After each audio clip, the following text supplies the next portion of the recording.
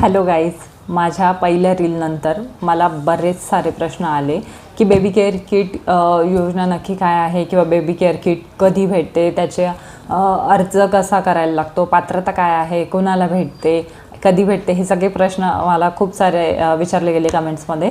तर त्या सगळ्या प्रश्नांची उत्तरे मी ह्या व्हिडिओमध्ये देत आहे. तर शेवटपर्यंत. बेबी केअर किट हे महाराष्ट्र शासनाच्या महिला व बाल विकास विभागाच्या अंतर्गत दिले जाते.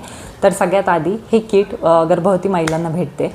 त्यासाठी तुमची प्रेग्नेन्सी कन्सिव्ह झाल्यानंतर तुम्ही गर्भवती राहिल्यानंतर तुमच्या जवळच्या अंगणवाडी केंद्रात अंगणवाडी सेविकेकडे जाऊन तुम्ही तुमच्या प्रेग्नेन्सीची नोंद केली पाहिजे.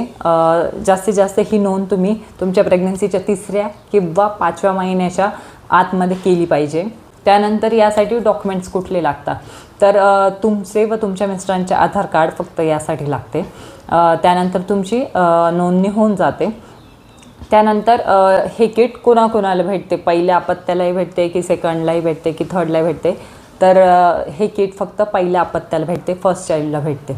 त्यानंतर हे किट कधी भेटते, हे किट तुमची डिलिव्हरी झाल्यानंतर भेटते.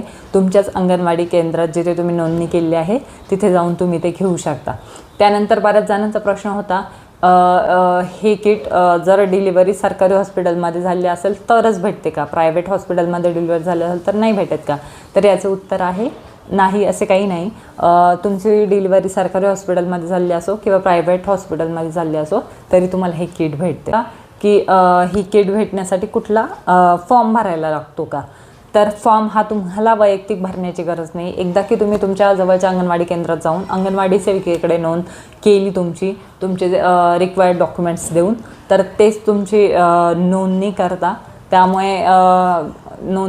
त्यामुळे तुम्हाला स्पेसिफिक वेगळा असा कुठला फॉर्म भरण्याची गरज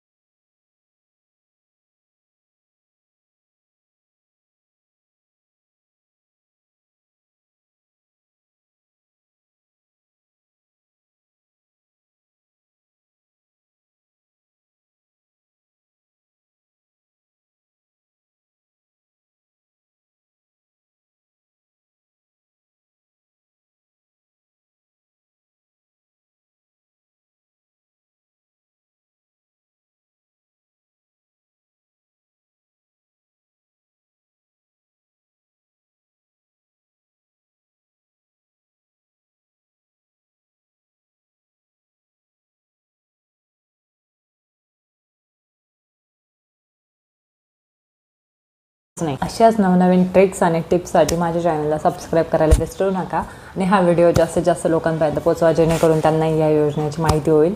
आणि कमेंटमध्ये नक्की सांगा तुम्हालाही हे किट भेटले की नाही. थँक्यू.